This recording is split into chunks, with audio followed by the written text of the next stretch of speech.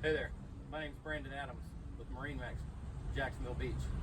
Today we are on a 2018 210 Sea Ray SPX.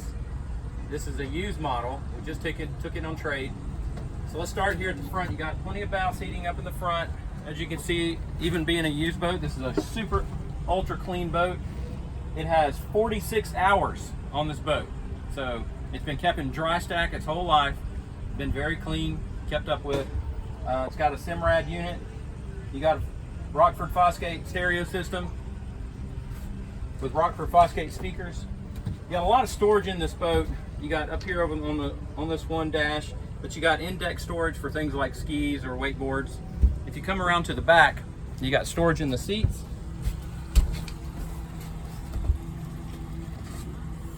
You got a huge storage space behind here on the sun pad, which also doubles as a seat, so you can sit up and off the back of the boat. You got a ski tow bar. It's got a 150 horsepower Mercury engine. This is a great used option. It does not come with a trailer. So come on down to MarineMax, Jacks Beach, take a look at it.